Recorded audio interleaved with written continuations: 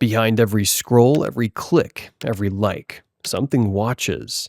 Beneath the friendly blue interface lies a machine far more powerful and dangerous than most imagine. In this video, we'll expose Facebook's darkest chapters, where your data is traded like gold, and whistleblowers vanish into silence.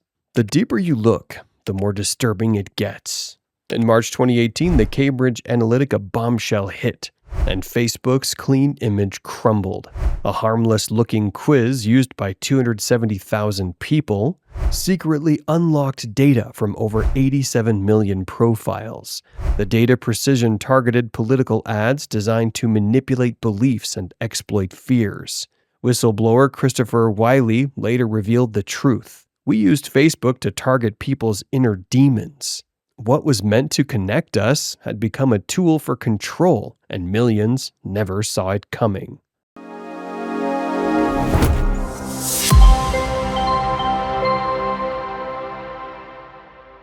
The Cambridge Analytica story began in 2014 when data scientist Alexander Kogan created a quiz app that unknowingly pulled Facebook profile data from users and their friends. By 2015, Cambridge Analytica had compiled dossiers on roughly 87 million Facebook users.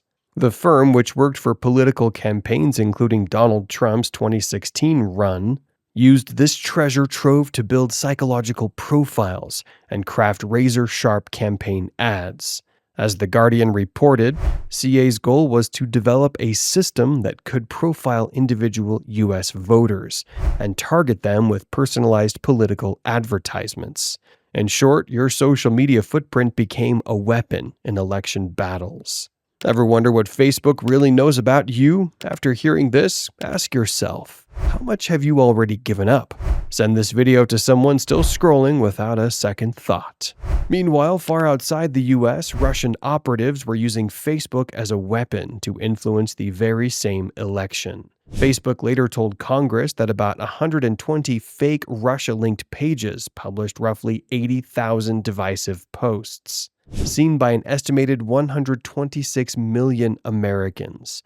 These posts range from hyper-partisan memes to outright fake news. One notorious Blacktivist page, 4.6 million followers, peddled bogus stories like Hillary Clinton endorsed the KKK, explicitly trying to suppress turnout among African American voters.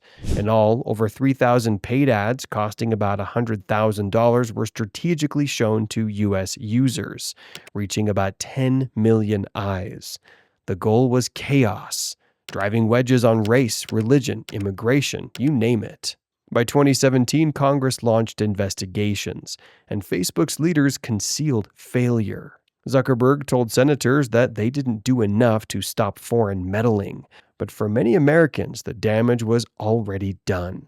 The sense that Facebook had betrayed democracy left a bitter taste that still lingers today. Facebook's failings were not limited to Western elections. In Myanmar, the platform literally became the internet.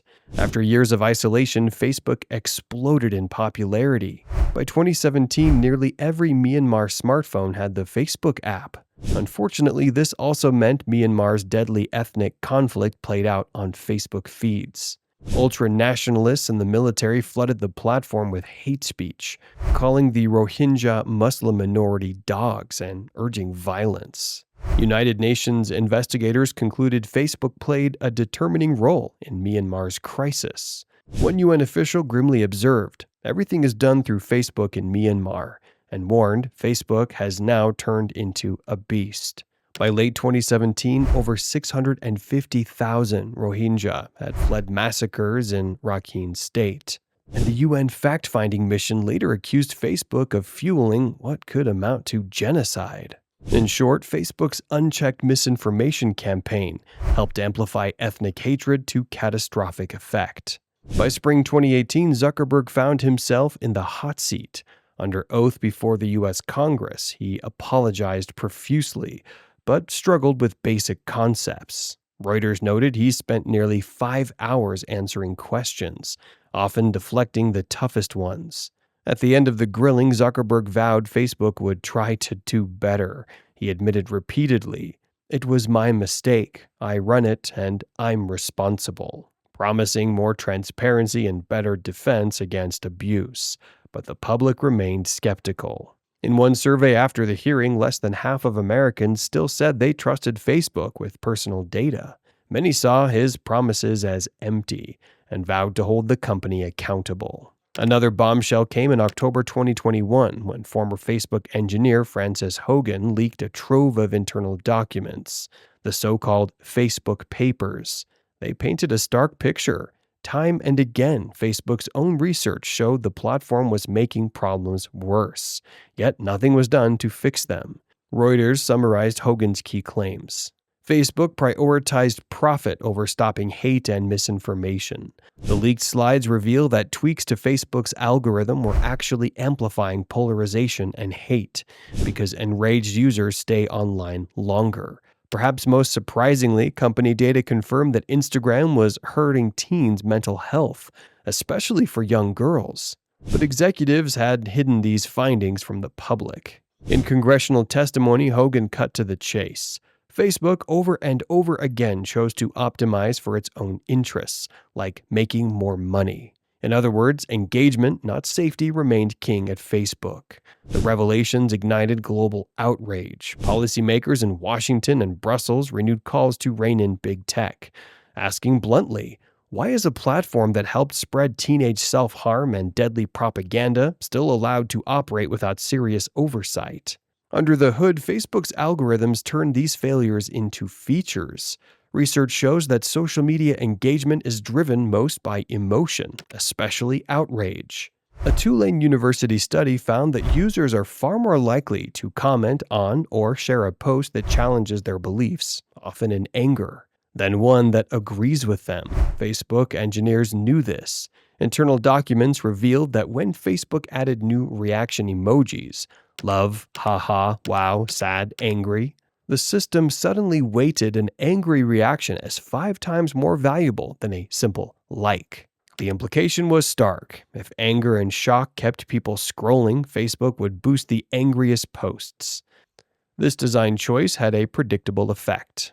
By 2019, Facebook's own data scientists found that posts eliciting angry reactions were disproportionately likely to contain misinformation, toxicity, and hate. As the Washington Post put it, for 3 years, Facebook systematically amped up some of the worst content on the site. The upshot, your newsfeed became a cauldron of fear and division.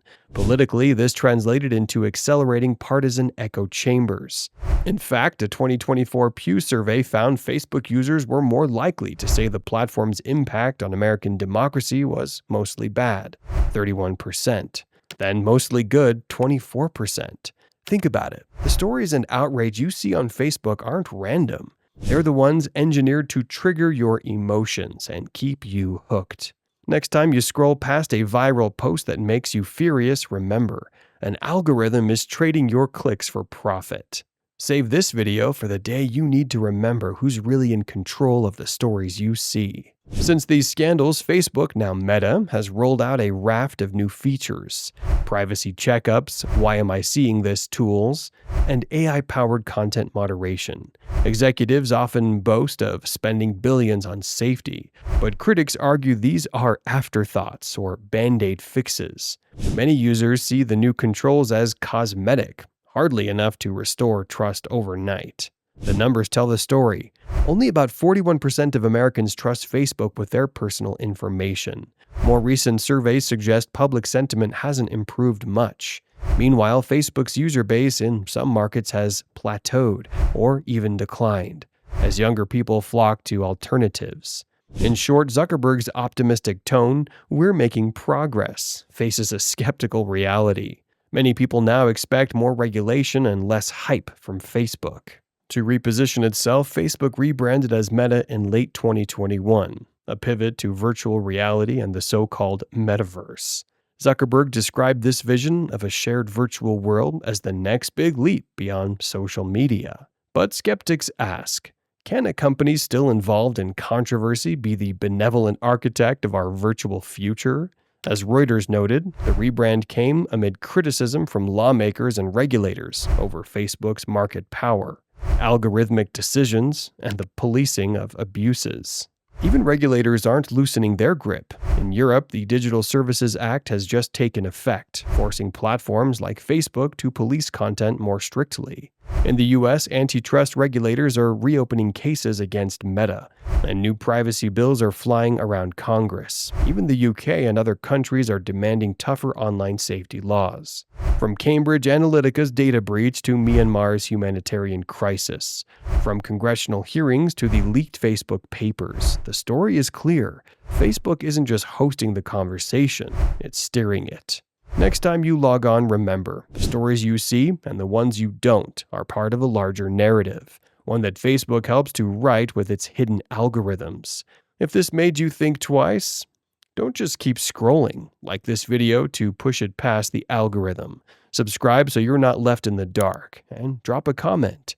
Do you think Facebook still serves us, or are we serving it? Your voice matters more than ever. Let's make sure it's heard.